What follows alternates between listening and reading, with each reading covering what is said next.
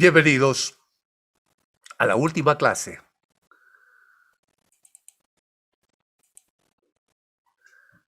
de esta maratónica forma de desarrollar un curso de filosofía del arte. Y cuando hablo de maratónica, me refiero a los tiempos clásicos griegos, es decir, a una gran acción con un gran esfuerzo en pos de un gran resultado. Y dentro de ello, ¿por qué Bauman?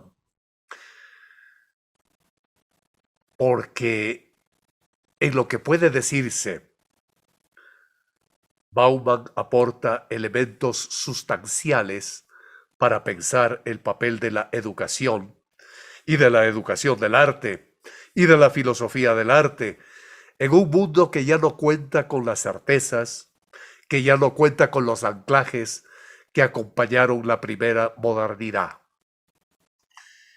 Esa primera modernidad, por utilizar la expresión de Ulrich Beck, que recuerdo el haberla escuchado en 1998. En este sentido, el punto medular para Bauman residiría en que es la propia esencia de la idea de educación, tal como estaba concebida a lo largo de la modernidad, la que ha quedado en entredicho. Los elementos constitutivos de la pedagogía tradicional han sido trastocados y con ellos se ha transformado el concepto mismo de educación. Bauman aborda exclusivamente la cuestión educativa en Los retos de la educación en la modernidad líquida en el año 2007. Es un opúsculo en el cual da cuenta de las transformaciones de la relación entre cultura y educación en el marco de la modernidad líquida.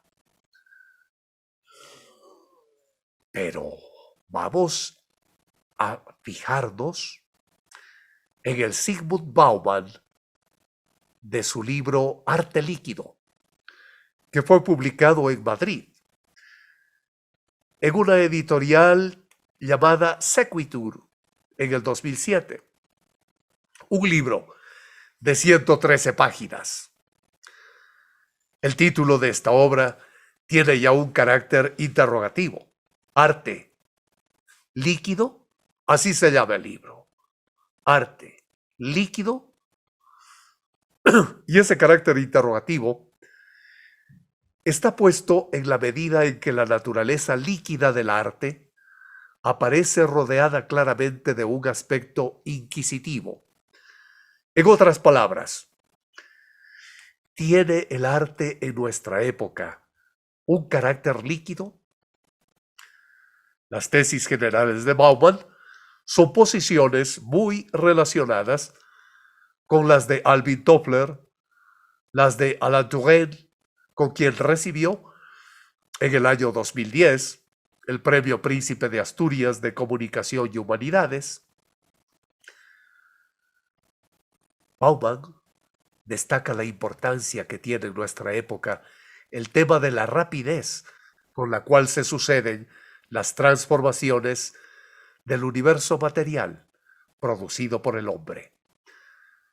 Los cambios que se producen, sobre todo a nivel tecnológico, se llevan a cabo a una velocidad cada vez más vertiginosa, de modo que los tiempos que se viven son más y más cortos, y las instituciones y los valores producidos en tiempos estables, fijos, tienden a ser cada vez menos sólidos y más líquidos. La vida líquida es la que ahora vivimos y en ella todo cambia sin cesar y el arte cambia sin cesar. Perdón, la filosofía del arte, la filosofía de la educación que sostiene Bauman es por lo menos, a mi parecer, la sostenida en la antigüedad por Heráclito de Éfeso. En griego, pantarrei, todo cambia, todo fluye, Falta es todo, realidad. Todo cambia, todo fluye.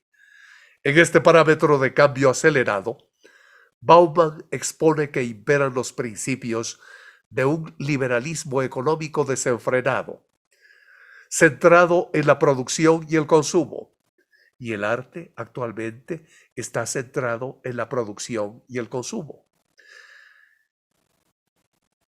Y la academia, los estudios, la educación también centrados en la producción y el consumo. Lo esencial es convertir a las personas en este tiempo en sujetos de consumo, un consumo acelerado, que mantiene la atención y el interés en la producción y en la apropiación de aquello que es nuevo.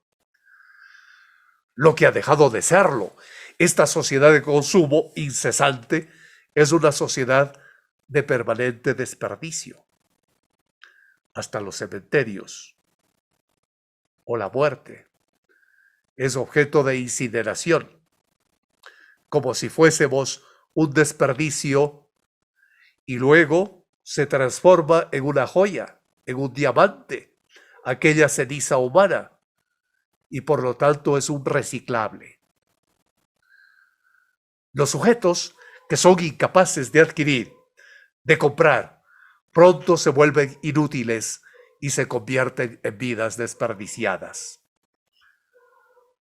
Me he quedado un poco preocupado por lo que acabo de decir. Esto me llevó a graves problemas cuando una funeraria muy grande me pidió que haga la historia de ella. Y yo llegué a esa conclusión, no es de Bauman, aunque a Bauman qué buenas ganas tuve de decirle aquello, claro que sí. Porque esta época del desperdicio y de lo reciclable explica las migraciones constantes e imparables de sujetos que no encuentran acomodo en ningún territorio. Y aparece el fenómeno de las migraciones masivas forzadas de aquellas personas que tratan de encontrar algún sitio donde acomodarse. Las guerras internacionales, la violencia interna en los países, son verdaderos canales de desagüe que ayudan a dar salida a esos productos de un acelerado liberalismo. Migrantes internacionales, individuos en búsqueda de refugio, desplazados en el interior de los países, personas sin hogar, personas sin trabajo, personas víctimas de los traficantes de seres humanos. Son los nuevos parias de los actuales paradigmas económicos. Y de ello he visto yo en la Universidad Autónoma de México, en un decano que ahora es de la Universidad Central del Ecuador, exalumno mío, que obtuvo su maestría en artes, precisamente con una tesis en la cual trataba de estos puntos. Los trataba teóricamente y también en la práctica. Pintaba todas estas desgracias de la sociedad líquida. En este contexto surge la reflexión de Zygmunt Bauman en 1997, cuando se inspiró en las obras de pintores, precisamente, de Andy Warhol, de Piet Mondrian, de Marcel Duchamp, de Damien Hirst, de Yona Sibila y de otros artistas de esa época. El arte de nuestro mundo sostuvo y sostiene, aunque muerto pero sigue sosteniéndolo Bauman, se caracteriza por mantener descubierto lo que hasta hace poco se procuraba mantener oculto. Esto es el caos. Y así se llama la tesis de Javier León Borja, el decano de artes de la Universidad Central del Ecuador. La teoría del caos en la pintura. Tesis realizada en la UNAM, Universidad Mexicana. Y Bauman dice con Javier León Borja y con muchos, ahora el caos ya no está tapado. y el arte lo mantiene visible. El arte es como una ventana sobre el caos. Si una herencia de la modernidad y de la ilustración era la afirmación de fundamentos absolutos, de certezas definitivas y exhaustivas, la posmodernidad afirma la total relatividad y la total contingencia de lo real. Frente a la concepción, según la cual la obra de arte tiene como función diversos objetivos, que pueden variar desde el logro de la eternidad del tema o bien la propia inmortalidad individual, algunos autores, entre los cuales se cuenta la filósofa Hannah Arendt, conectada sentimental y filosóficamente con Martina Heidegger, sostienen que la obra de arte no tiene una función práctica, sino tan solo despertar en el espectador emociones estéticas y disfrute intelectual. Con Hannah Arendt y con Zygmunt Bauman se puede repensar que el aire respira eternidad. Hay que repensar esto. Gracias al arte, una y otra vez, la muerte queda reducida a su verdadera dimensión. Es el fin de la vida, pero no el límite de lo humano. ¿Cómo nos duele la muerte? ¿Cómo nos duele lo humano? Si hasta entonces la inmortalidad había sido el material bruto en que el artista esculpía sus obras, ahora le toca al artista esculpir, tallar una forma inmortal con un material tan frágil, tan efímero, tan perecedero como cualquier otra cosa del mundo de lo humano. Fenecida de esta manera la tradición de lo sagrado, cualquier objeto que se represente es mortal, y representarlo significa reflejar su carácter de efímero. En la posmodernidad, lo nuevo es la conciencia de que no existe la eternidad. Es la conciencia de que no existe la eternidad. Con inmortalidad, ni tampoco existe ni la eternidad ni la inmortalidad del artista, ni del tema de su obra, ni de la obra misma. Es lo efímero, lo que se convierte en cenizas. Pero esto ya nos advertía en el barroco español, Calderón de la Barca, cuando en su libro La vida es sueño, en el monólogo de Segismundo, si mal no me acuerdo, habla de esta caducidad, habla de esta falta de seguridad en la vida. Es verdad, dice Calderón de la Barca, pues reprimamos esta furia, esta ambición, por sí haremos si soñamos. Es interesante que la obra de arte se transforme en un arco hermenéutico de sentido en el siglo XXI, en un objeto más de consumo. La obra de arte de la posmodernidad se convierte en parte de la deconstrucción de la inmortalidad. El tiempo eterno descompuesto es un sucederse de episodios que se valoran y justifican en función de su capacidad para proporcionar una satisfacción momentánea. Es una época que sustituye el patrón oro de la fama por la circulación fiduciaria de la notoriedad. Nada distingue el trato que reciben los objetos de arte. comparten la misma suerte de todas las cosas que mueblan nuestro mundo vital. Estas ideas son profundizadas en la filosofía del arte, en la estética, en la filosofía de la educación, por Bauman. Recuerdo que Bauman, en el año 2003, tuvo una intervención que la tituló Arte Líquido, en la que ilustró sus tesis con la obra de 3 artistas que se presentaron en París. Tales obras eran las de Jacques Millet, Manolo Valdés y Hermann Braun Vega. Y Bauman destacó el hecho de que las obras de arte de esta modernidad líquida se realizan en pasajeros y caducos materiales, como carteles, papeles, paredes, que reflejan un concepto de la historia concebida como una fábrica de desechos.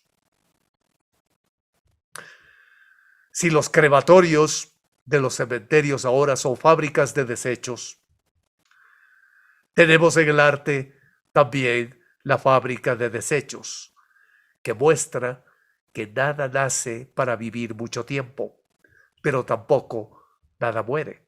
¿Cómo es eso?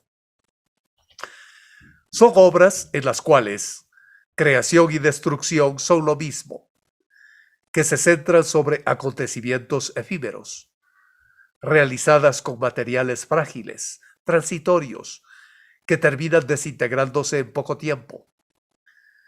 El arte se expresa en obras propias de una sociedad consumista y que pronto se desechan, que tienen sus días contados antes de nacer. Es la obsolescencia programada de los sistemas de calidad contemporáneos.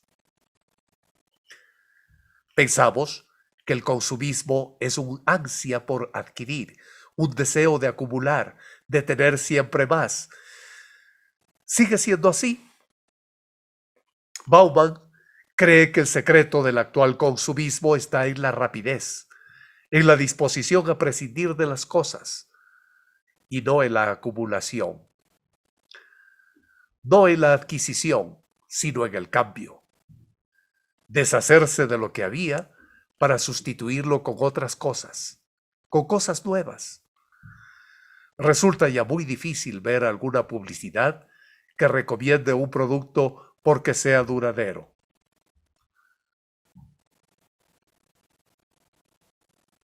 Difícil, casi imposible. ¿Y el arte?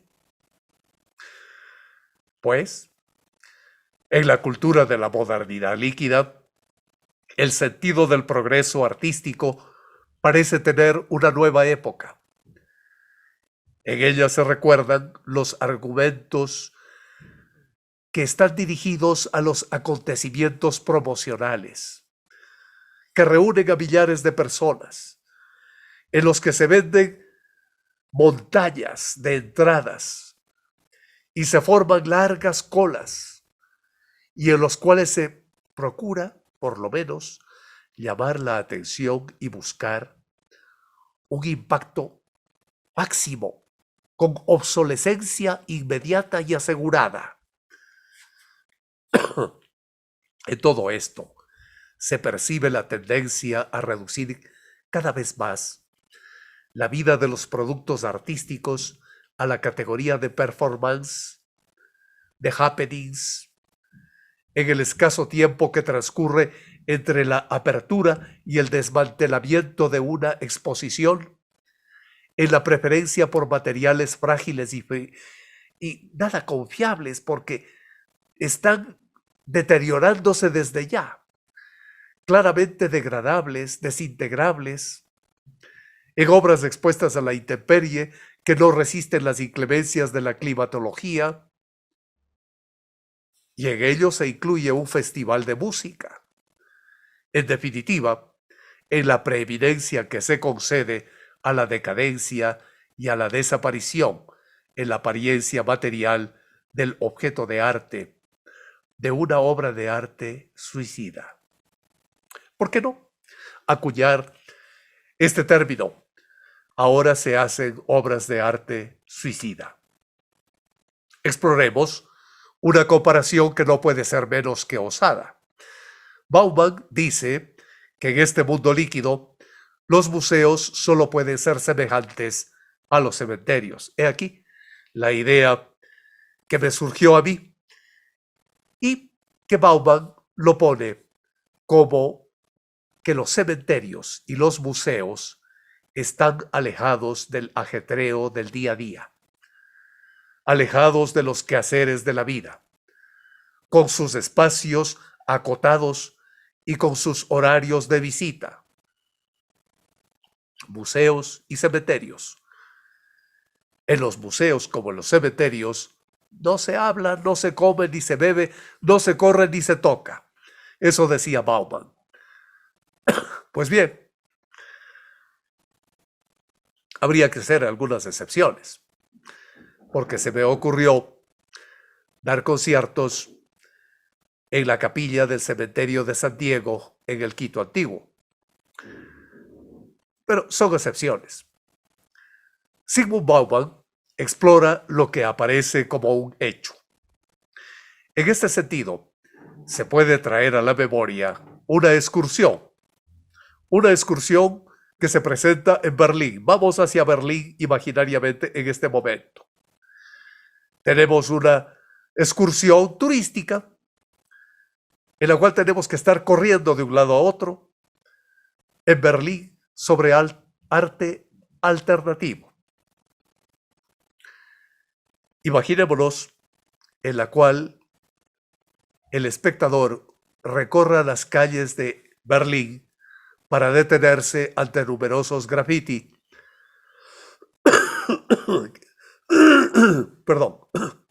que son realizados por jóvenes y por no tan jóvenes también, que usan este medio para dar salida a su expresión pictórica. Son autores perseguidos por la policía. Eso ya lo sabe el guía turístico. Y eso ya lo saben los turistas que han sido secreteados por el guía turístico. Y claro, son obras de corta duración plasmadas sobre materiales frágiles y transitorios. Edificios que están en proceso de venirse abajo y que son usados por los artistas de vanguardia para producir obras que son tan perecederas como el sitio donde se realizan. Todo esto aparece como un hecho, pero el problema central es quizá aquel que el propio Bauman señala.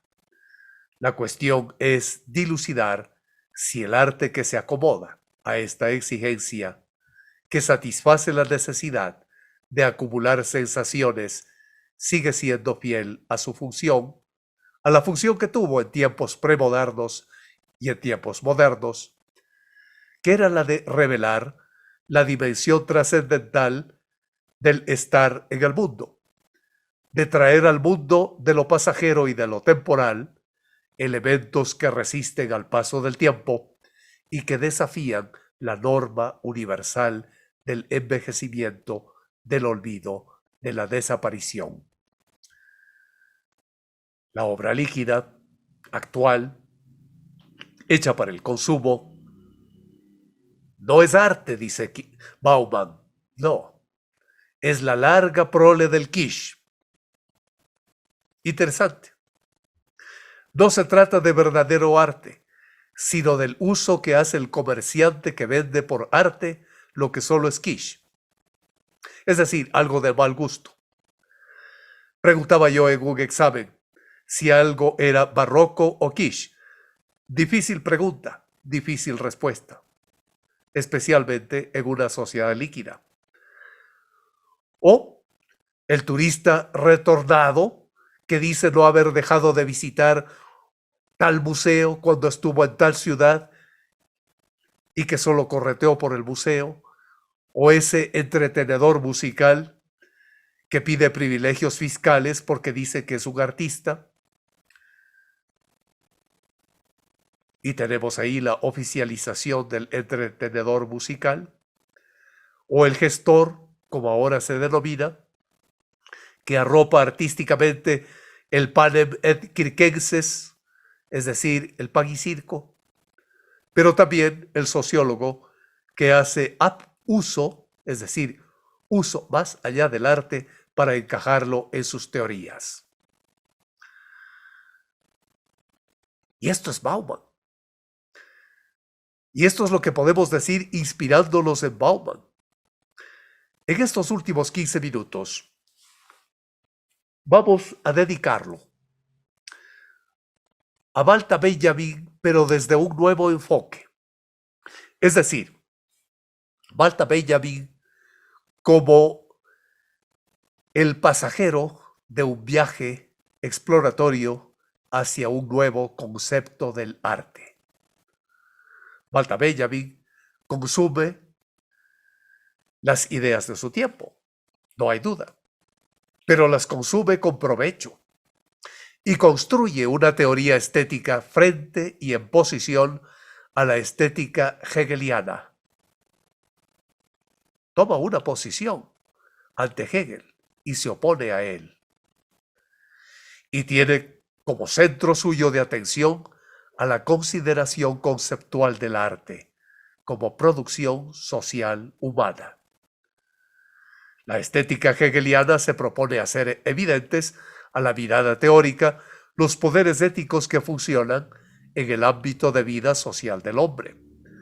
Se trata de una visión sobre el arte y sobre la estética que lo estudia esencialmente teórica y contemplativamente, en este caso, Benjamin, quien elaboró una serie de consideraciones críticas hacia esta visión del arte y de la estética, así como a una serie de directrices operativas hacia lo que los artistas y los estetas podrían y deberían acometer y proponerse en el seno de una época dominada por el capitalismo como modo de producción y por la técnica en general como segunda naturaleza en la cual el ser humano vive y se desarrolla. Walter Benjamin tiene una visión bastante sui generis, marxista. Y en esta visión de Benjamin, la economía y la técnica, bajo un empleo capitalista, son instancias de enajenación humana que deben reconducirse hacia un mundo social, político y económico más favorable al desarrollo pleno del ser humano. Allí está la teoría de la educación, la teoría formativa del arte. La apuesta filosófica de Benjamin es no solo la comprensión, sino la transformación de la realidad. Y si Benjamin establece una relación tensa, una relación discutidora con Hegel, la estética de Hegel es un referente obligado para abordar los conceptos de arte y de obra de arte. La estética de Hegel representa en el terreno de la filosofía del arte la culminación del pensamiento burgués, de las tradiciones burguesas progresivas. En efecto, la reflexión sistemática hegeliana en torno al arte funge como culminación de un proceso reflexivo que va desde los griegos hasta Immanuel Kant. Recordemos que Hegel se declara seguidor de Kant, de manera que en ella podemos encontrar en esta transición una síntesis de las principales interrogantes, de los principales temas con respecto a la actividad artística, la obra de arte, a la función que ellas cumplen en la realidad humana, que ya se habían suscitado hasta inicios del siglo XIX. En lo tocante al conocimiento estético, en el sentido tanto del conocimiento acerca de la facultad sensible, a la manera de Baumgarten y de Kant, como la del conocimiento acerca del arte, el conocimiento de su historia, de sus determinaciones conceptuales, cabe apuntar que hacia finales del siglo XVIII e inicios del XIX se da una acentuada reflexión en torno a cuestiones estéticas. Esta es la obra que hace en ese tiempo Winckelmann. Es la época y la obra no solo de Winckelmann, sino de Lessing, de Hölderlin, citado por Heidegger, que de muchas maneras, con muchos otros también, hicieron importantes aportes a la historia de la estética, en el sentido de sintetizar las tendencias, los intereses, y esto es lo que puede denominarse broche final de época, con Hegel a la cabeza. El filósofo de Stuttgart define en sus lecciones de estética, las mismas que dictó en Heidelberg y en Berlín entre 1817 y 1830, pues define al arte como un modo, como el hombre ha tomado conciencia de las supremas ideas de su espíritu. Eso es. Un modo de tomar conciencia de las supremas ideas del espíritu.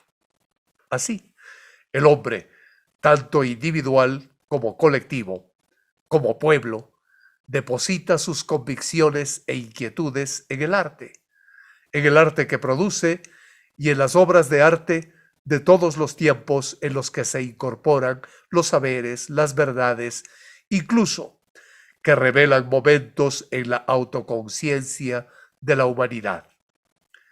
Estas verdades pueden ser tomadas como el contenido del arte, al cual Hegel llama idea, lo espiritual, fin último, en el sentido de expresar el fin último de la realidad, el fin último de la vida del hombre, el fin último del espíritu en el mundo, y así el arte comparte el lugar supremo en el sistema hegeliano junto con la religión y con la filosofía. Estas son las tres instancias, son los modos en los que se puede captar lo espiritual propiamente, si bien de diferentes maneras. El arte lo hace por medio de la apariencia, la religión por medio de la representación o pensamiento pictórico. Por eso es magnífica la pintura religiosa y barroca en especial. Y la filosofía lo hace por medio del concepto.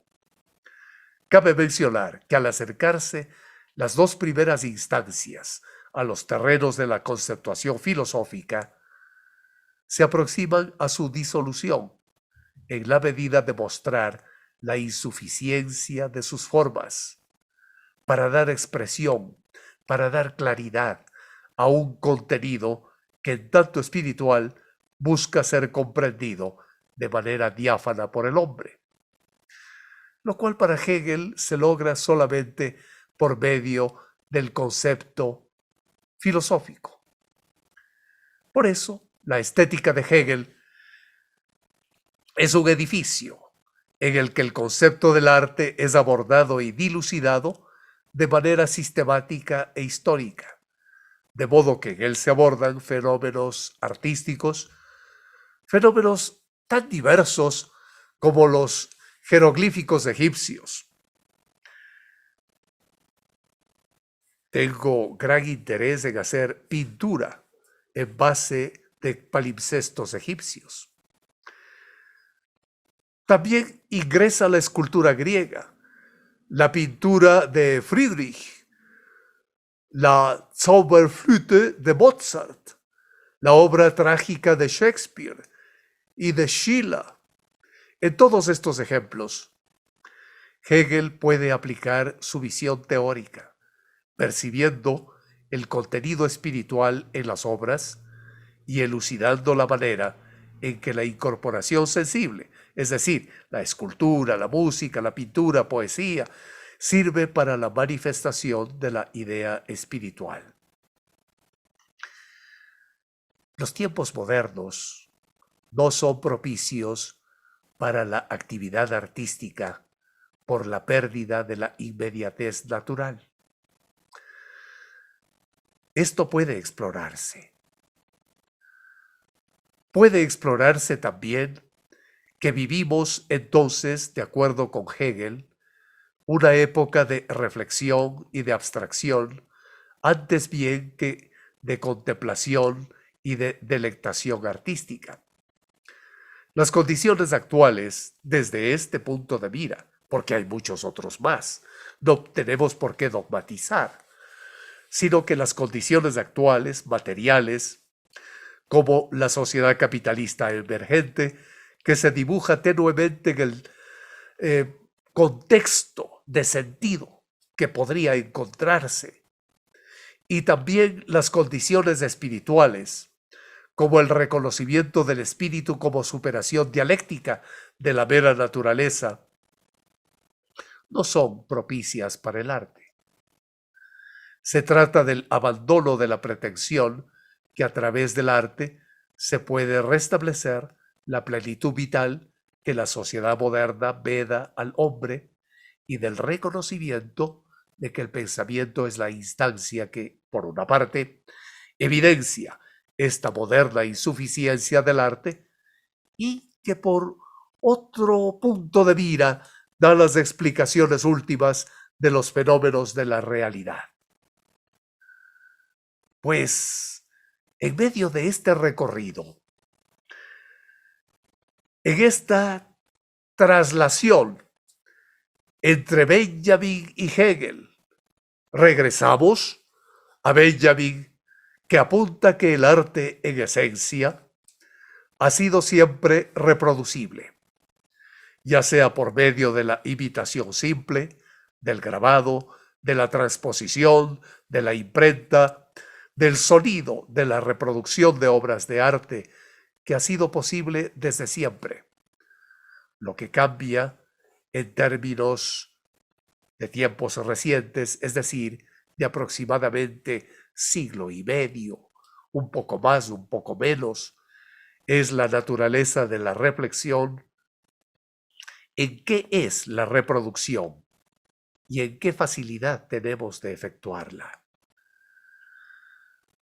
Pues esto nos da a nosotros mucho que pensar, mucho que explorar, mucho que meditar, inclusive para aplicarlo al cine, que es el punto natural de llegada del desarrollo de la técnica de reproducción de imágenes. Del cine silente primero, del cine sonoro después.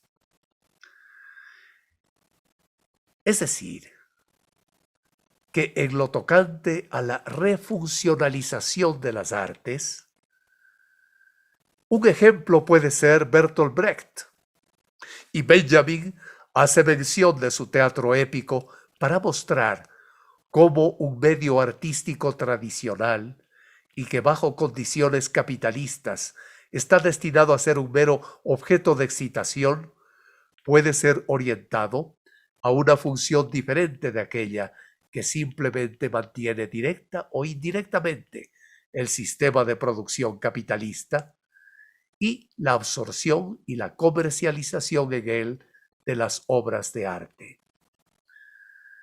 El teatro de Brecht, de acuerdo a Benjamin, es una forma de retomar la oportunidad antigua del teatro, a saber, y finalizamos con esta idea, la de exponer lo presente.